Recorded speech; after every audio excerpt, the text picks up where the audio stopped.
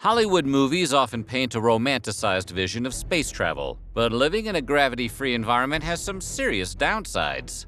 For instance, it can take a lot of extra work for an astronaut to tend to their personal hygiene while floating amongst the stars. So, today we're going to take a look at what hygiene is like for astronauts in space. But before we get started, be sure to subscribe to the Weird History channel.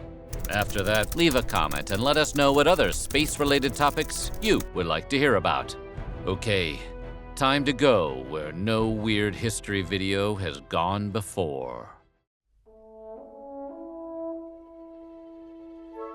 The whole zero-gravity thing looks pretty fun, but it actually makes a lot of average, everyday tasks a huge pain in the interstellar ass. For example, washing oneself can be a little tricky. Why? Well, zero-G makes standard sinks and showers completely useless in space, as the water would float away instead of flowing down a faucet. In order to wash their hair, an astronaut has to use a waterless shampoo that does not require rinsing and does not produce foam. Some water may be used to aid in the process via direct application to the scalp, but it must be carefully dried with a towel afterward to prevent damage to any equipment.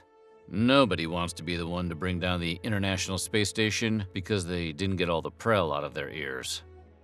And if they brush their hair, an astronaut needs to be careful of any stray hairs that float away. Stray hairs can potentially get into an astronaut's eyes or be inhaled into their lungs, which immediately makes zero-G sound a lot less fun. Maybe that's why so many aliens are bald. Speaking of showers, an astronaut shower is more like a sponge bath than a tub and shower head with running water. Astronauts use a pouch that contains a mixture of rinseless soap and water. In fact, it's the same kind of soap used in hospitals for patients who are otherwise unable to bathe. It's also the same mixture and method that astronauts use to wash their hands. In this way, showering in space is more or less like applying lotion to your skin. The astronauts squeeze out a portion of the soap and water mixture and simply rub it onto their bodies. Whatever water is left in the air is then repurposed by the spacecraft. So you don't really bathe so much as get greased up for all mankind. Unsurprisingly, the one thing astronauts miss the most while on a space mission is running water. A sponge bath lotion shower just isn't the same. It also might not be as effective. Jennifer Lavasseur, who is a curator in the museum's Space History Department, said that many astronauts from the ISS describe the odor of the space station as having a lived-in smell, which is a polite way of saying it smells like old van carpeting or a gymboree. Luckily in space, no one can hear you scream about the smell. NASA has a lot of rules for astronauts to follow regarding personal hygiene and full body cleansing. After an astronaut takes a shower, they need to make sure to dry both their body and the shower area completely. Even small droplets of floating water can find a way into equipment or an astronaut's lungs, either of which would be very bad. Each crew member is given 3 towels per day, 1 wet towel and 2 dry towels. All of the towels are bath-sized. In addition, wipes containing both disinfectant and lotion can be used as needed. If they need more than that, they're out of luck. So, no accidents. Luckily, they don't make freeze-dried Taco Bell. For astronauts who like a clean-cut look, shaving in space is not as complicated as many other hygiene rituals. In fact, shaving in space is a lot like shaving on Earth. Astronauts use a razor and shaving gel. The big difference is there is no running water to rinse off with, and the shaver needs to be extremely careful to use a tissue to wipe away hairs and any remaining shaving cream.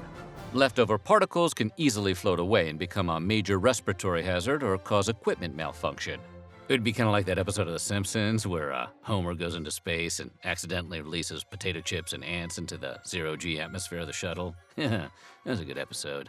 But I guess it'd be a lot less funny if it happened in real life. Why can't life be like cartoons?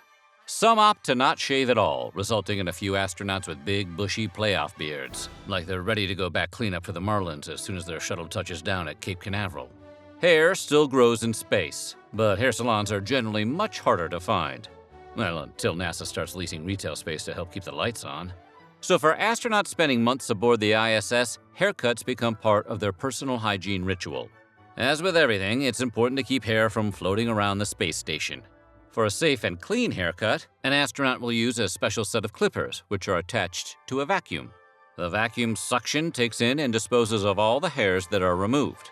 So it's exactly like the suck cut from the beginning of Wayne's World. Who knew we were seeing space-age technology?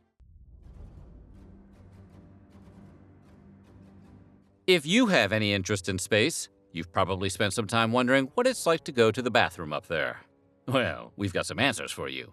On average, it takes an astronaut about 10 extra minutes to use the toilet, which incidentally doesn't look like a standard toilet, but is actually just a metallic base that has a suction feature. And it's relatively tricky compared to its Earth-bound equivalent. Astronauts even have to go through space's version of potty training to make sure they are doing all the necessary steps. First, an astronaut must secure themselves to the toilet seat using special leg straps that prevent them from floating away, which would be bad.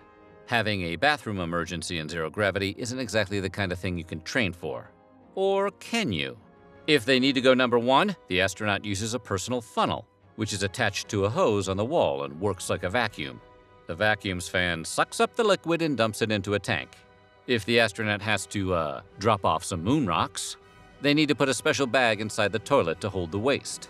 Next, they use a vacuum to contain the waste and a fan to freshen the air. The closed bag is then stored underneath the toilet until it can be safely disposed of. Makes you wonder how Chewbacca managed. He's so tall and all that hair. Oh man, what a mess.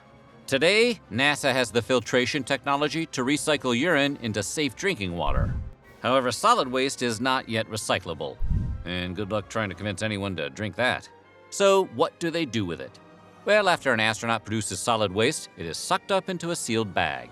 The airtight sealed bag is then stored in a tank with other trash until the tank is full. The waste is then placed into an unpiloted ship and sent into space. The spacecraft is ultimately burned up in the atmosphere upon re-entry. Researchers are currently trying to figure out ways to utilize solid human waste. One idea is to use the recycled waste to line the walls of a spacecraft to protect astronauts from toxic cosmic rays. A poop shield. Well, that would have made Star Trek Voyager more interesting. Brushing your teeth might be even more important in space than it is here on Earth. That's because of the atmospheric changes on a spacecraft, which can give a cavity the potential to be even more painful.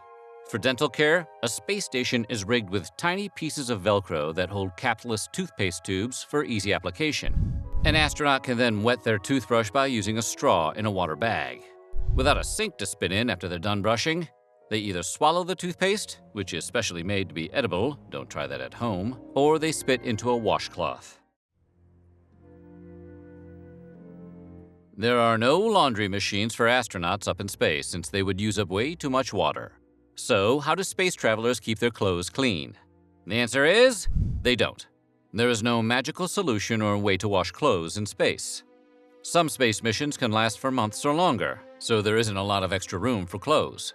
Therefore, astronauts must wear their clothes for as long as possible, basically until the smell gets to be too much to bear, or until they disintegrate, whichever comes first. At the ISS, astronauts are told to wear their underwear about a week before changing it. Once a garment has reached its maximum tolerable stink level, astronauts throw out their clothes with the spacecraft's other waste.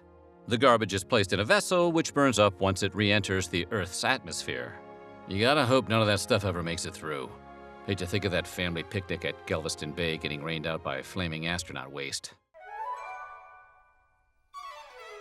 Just like you would bring a toiletry bag on vacation, every astronaut is given a personal hygiene kit before taking off on a space mission. These kits feature all the hygiene basics like deodorant, soap, hairbrush, toothpaste, toothbrush, dental floss, shavers, body cream, and lip balm.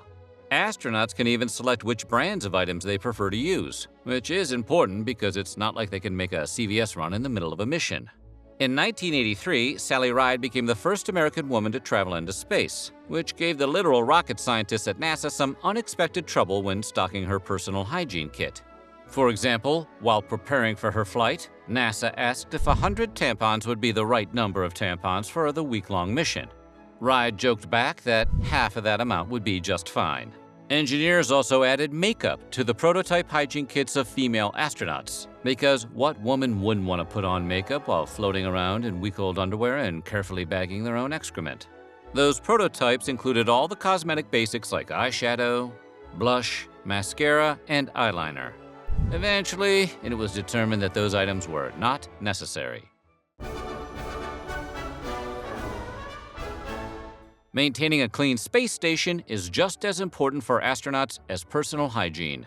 Astronaut Clayton C. Anderson, a 30-year NASA employee who worked at the ISS on 2 separate occasions, said that the ISS systems did a lot of the cleaning work because the space station was equipped with HEPA filters. However, he explained that he was required to clean the ISS every Saturday morning for 2 to 4 hours.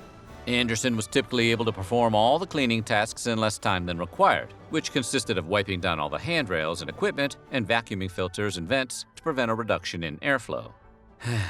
Even in space, you still have to do chores. So what do you think? Would you be able to live on a space station? Let us know in the comments below, and while you're at it, check out some of these other videos from our weird history.